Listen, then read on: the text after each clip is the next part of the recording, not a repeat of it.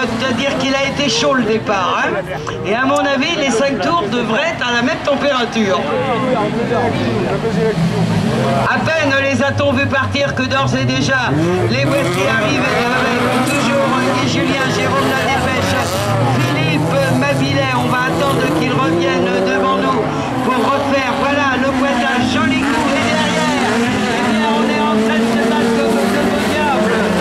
Derrière, avec Jean-Paul de Siruc, je regarde la BX d'Hervé Martin, celui que je qualifie à 16 heures de l'équilibriste de l'autocross car il la balance dans tous les sens.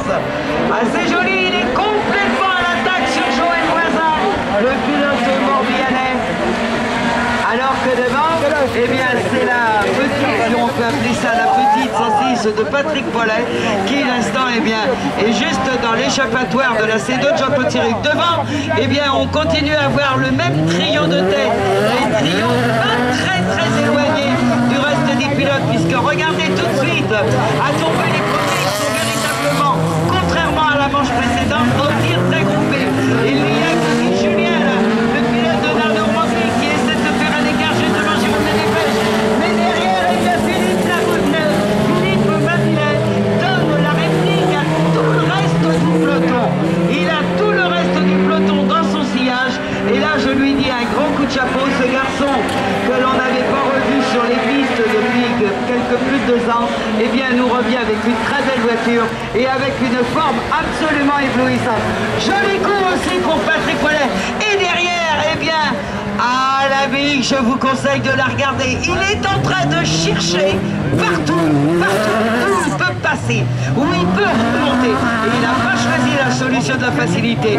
Dans un premier temps, vous avez vu avec ce moteur, c'est franchement lourd ce moteur à l'avant, parce qu'il a très mal presque comme une neuromotrice. Et le BX en autocross, c'est sûrement pas la solution de la facilité. Et en plus, il a devant lui, je vais pas être péjoratif, mais un ancien pilote qui court déjà depuis de nombreuses années, Joël Voisin, ce morbihanais que j'ai vu. Alors là, il attaque tout à l'extérieur. S'il continue, il ressort en tête. Oh là là, regardez-les tous les deux. Non, Joël Voisin reprend un léger avantage. Mais que c'était joli. Mais que c'était joli. Alors, du coup, ben, je sais plus quoi. Un tour encore. Ah, c'est tellement bon qu'on en peut là, hein. Allez, ça y est, ils sont partis là. Ils vont rentrer dans leur dernier tour. Alors, bon, sans trop me tromper, je sais pas s'il y a des coffres. Il est en train de faire des photos par là, mais là, il a véritablement de quoi faire de superbes clichés. Allez, Philippe Mabillet passe, Patrick Paulet, Jean-Paul Siruc, Joël Voisin. Et là, on est obligé de l'admirer, Hervé Martin, parce qu'il est en train de relancer les attaques. C'est vrai que s'il veut gagner de place, s'il veut aller chercher Joël Voisin, eh bien c'est maintenant ou jamais. Il a rebalancé la de façon différente, mais c'est clair qu'il est obligé, entre parenthèses, de se remettre derrière. Alors que là, c'est la BM 320 de Patrick François qui vient de passer. Oui, là, il y a un trou, Patrick me le faisait remarquer tout à l'heure. Mais il y a une trou, hein, ça danse là. Ça va pas s'arranger. Ah ben ça c'est clair, parce qu'en plus il pleut depuis à cet endroit-là.